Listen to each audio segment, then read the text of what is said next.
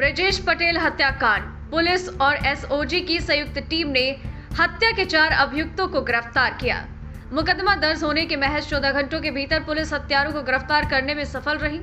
उत्तर प्रदेश के पूर्वांचल केराकत कोतवाली क्षेत्र के थाना गद्दी चौकी अंतर्गत सोहनी गांव में सोमवार सुबह महेंद्र सिंह के गेहूं के खेत में अज्ञात अधजला शव मिलने से क्षेत्र में हड़कंप मच गया। हालांकि घटना के दूसरे दिन ही पुलिस मृतक की पहचान करने में सफल रही। मृतक की पहचान ब्रजेश कुमार पटेल उर्फ बबलू वाराणसी के पहाड़िया के रहने वाला बताया गया है। मृतक के परिजनों की तहरीर पर पुलिस ने अज्ञात लोगों के खिलाफ हत्या का मुकदमा दर्ज कर जांच पड़ताल में जुट गई।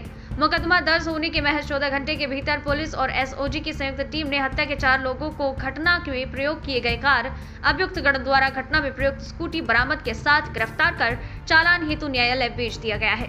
पुलिस महानिदेशक वाराणसी जोन द्वारा संपूर्ण टीम की भूरी प्रशंसा करते हुए 20,000 रुपए के इनाम की घोषणा की। नवभारत समाचार पूर्वांचल उत्तर प्रदेश से विवेक सिंह की रिपोर्ट। जो बनारस का रहने वाला है उस व्यापारी का शव है, तो तुरंत उनका घर का खबर कर देते हैं।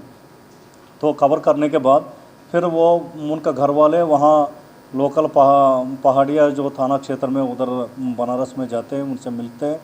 फिर इसके बाद आके कल जो है हमारा केराकत थाने पर आए, तहरीर दे दिया और उनके भाई के द्वारा दिए गए तहरीर के आधार पर 302 में अभियोग पंजीकृत किया गया। और कल आफ्टरनून से जो है हमारा केराकत पुलिस और सीओ केराकत और एसपी सिटी और यहाँ का एसओजी टीम सब लोग इस काम में जुट गए हैं। पूरा घटनास्थल निरीक्षण करने के बाद फिर कैसा घटना को अनावरण करना है, मेरे द्वारा भी और एसपी जौनपुर के द्वारा भी इसका मॉनिटरिंग करते रहा। और ये लोग जो है फिर कॉल डिटेल्स के आधार पर और जो घटनास्थल के निरीक्षण के आधार पर जो पूरा घटनाक्रम का पूरा जानकारी हुई और रात में मात्र 24 घंटे के अंदर 4 अभियुक्तों को गिरफ्तार कर ली गई और आला कत्ल बरामद कर दी गई। और जो मोबाइल फ़ोन जिसमें प्रयुक्त हुआ वो मोबाइल भी बरामद हो गए। वो सारे घटना का खुलासा भी हो गए। 20 तारीख को मृतक ब्रजेश अपना घर जो पहाड़िया में पड़ता है वहाँ से वैगनर गाड़ी लिया और उसमें दारू का बॉटल्स लिया, कुछ खाने का सामान लिया। फिर वहाँ से आके खाना खाया, फिर दारू पिए। फिर जाके एक चौबेपुर थाना क्षेत्र में एक गांव पड़ता है जहां ये अभियुक्त सरोजा देवी उनका ससुराल पड़ते हैं और ये सरोजा देवी का घर पर वो पहुंचता है। तो वहाँ जो है उनका गाड़ी जहाँ गांव के पास रुक जाता है। फिर इसके बाद वो अपना मोबाइल का तलाशी करने लगते हैं, क्योंकि वो दारू का नशे में मोबाइल कहाँ रखा है वो भूल गए हैं। तो उसी गाड़ी के पास से एक लड़का जो जाता है, सोनू नाम का लड़का, उनसे ये कहता है आपके पास मोबाइल हो तो मेरा मोबाइल में कॉल करके एक बार चेक कर लो ताकि मेरा मोबाइल कहाँ है मैं ढूंढ सकूं।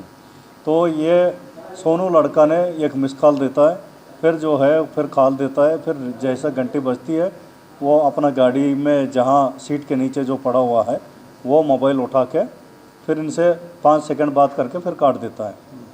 इसके बाद फिर वो जो औरत है जो सरोजा देवी, उनको जो है उनके पास जाने का वो उनको बुलाते हैं। फिर उनका हस्बैंड भी साथ में रहता है। तो उन्होंने उनका जो महिला है उनका भाई मनीष को फ़ोन करती है। तो मनीष जो है वहाँ से अपना मित्र दीपू के साथ गाड़ी में तुरंत वहाँ पहुँचता है। पहुँचने के बाद फिर दोनों के बीच में क्या बातचीत और कैसीनू होती है। फिर उन्होंने वहाँ से उनके पास जो रॉड है, रॉड से इनका सिर पर मारता है। फिर इसके बाद इनको गाड़ी में लेटा के फिर वहाँ से लेके आ गया। फिर हमारा जो है थाना गद्दी करके एक हमारा चौकी है, वो उस चौकी क्षेत्र में ले आते हैं। ले आके वहाँ गेहूं के खेत में उनको डाल के फिर ईंटों से मारता है। तो इसके बाद फिर ये वैगनार गाड़ी ले जाके दूर में जो है दूसरा जगह जो चौबेपुर थाना क्षेत्र में ही पड़ता है, वहाँ जो है ये वैगनार गाड़ी को भी जला देते हैं। तो इतना घटना होती है। इसके बाद जो है डेड बॉडी का जानकारी हमको पुलिस को वह मिलती है, परसों मिली है। तो मिलने के बाद फिर वो डेड बॉडी, क्योंकि उस समय तक शनाख्त नहीं हो पाई, फिर वहाँ से केराकत पुलिस ने उनको ले आके फिर पोस्टमार्टम के लिए लेके आया। पोस्टमार्टम का समय में तब जो है जानकारी मिलती है ये व्यापारी मनसा था वो है अवैध संबंध को लेके, क्योंकि जो मृतक ब्रिजेश है इनका एक फंक्शन हॉल चलता है वाराणसी सिटी में। उसी फंक्शन हॉल में ये जो अभियुक्त है मनीष जो है वहाँ काम करते रहते हैं, और वो उनके साथ ही काम करने की वजह से मनीष के साथ एक दो बार जो है ये महिला वहाँ फंक्शन हॉल में जाना, फिर वो ये जो है उसके ऊपर ये ब्रिजेश का नज़र पड़ी है। तो ब्रिजेश जो है जब भी दारू पी के कई बार जो है 3-4 महीने से इनका ससुराल का घर पहुंच जाना, फिर वहाँ जो है ये सारे झगड़ा होना, इस तरीके से घटनाएं हो रही हैं। तो ये मनीष का दिमाग में ये बात आई, ये बार बार मेरा बहन को परेशान कर रहे हैं, तो उसको लेके जो है वो ये घटना की कारित किया। ये दोनों साले और जीजा के संबंध में क्या रिश्ते लगते हैं? ये हत्या आरोपी और आरोपी जो मृतक है क्या संबंध है? नहीं, हत्या आरोपी जो अभियुक्त है मनीष जो है इनका जो फंक्शन हॉल है उसी में नौकरी करता है, यही संबंध है इन दोनों।